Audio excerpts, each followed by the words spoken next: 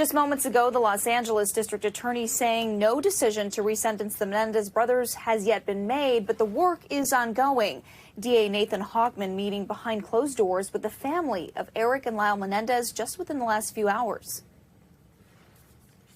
A number of the victim family members came in. It was a very productive session where they gave me all their thoughts about what should happen in this case. And we will continue to do this difficult but important work of reviewing the facts and the law to make the right decision in this case. About 20 members of the family met with the DA, continuing their push for the brothers to be resentenced. Erik and Lyle are both serving life sentences without the possibility of parole for the 1989 murder of their parents. The brothers claim they shot their parents after years of sexual abuse at the hands of their father.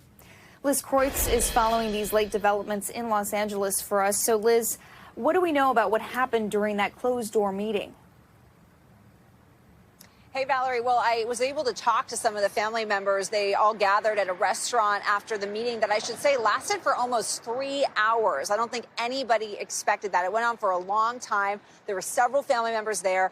And the initial reaction I got from some of the family members that I talked to was that they were pleased with how it went. They felt that it was a good meeting. They were happy that he gave them so much time. One of the family members told me that each of the family members went around individually and said what they wanted to tell him. One of them said what she witnessed in the home when she was younger. She didn't elaborate on what that was. They certainly were pleased, and I also got the sense they were pleased because they felt that Hochman didn't really tip his hand on which way he was leaning. I think from some of his previous interviews he's done, perhaps the family had a sense that maybe he was leaning against the resentencing. But overall, it was a positive feeling from this meeting. One of the family members, the cousin of the brothers, she spoke to some of us reporters afterwards, and she thanked the DA for the meeting and also then made very clear what the family wants. Take a listen.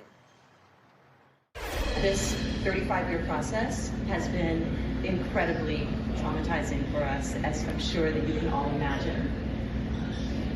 We are very much hoping that we can find a path to manslaughter, that we can see the release of the brothers immediately.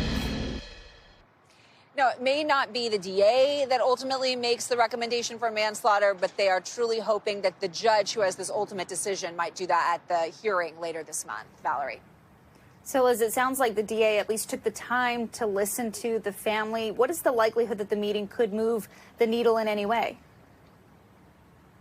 I mean, certainly the family is hoping that it will, but the DA, again, has really been pretty measured and not tipping his hat on where he stands. He says that he's meeting with the family members, who also, by the way, consider themselves the victims. They're also the relatives of the Kitty and Jose who were murdered. So talking to them, certainly seeing the large group of them hold some weight, although interestingly, the DA in his press conference said that seeing 20-something family members actually wasn't hugely significant to him. What was more significant is the content of what they said. And the DA went on to talk about what he's really looking for as he makes this decision. Take a listen. You look at the entire record of behavior while they've been in prison for over 3 decades. And ultimately what you're doing is you're providing that information, as we intend to do, to the court. It's taking a lot of time, but it's one of those decisions that you want to make sure you get right.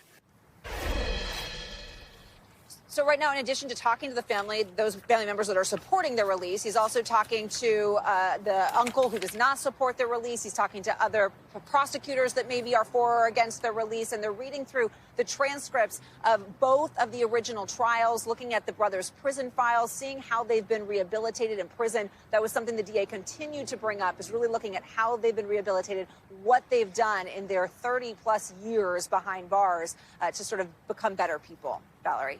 Yes, certainly a lot to consider there. Liz Kreutz, thanks so much for joining us. Thanks for watching. Stay updated about breaking news and top stories on the NBC News app or follow us on social media.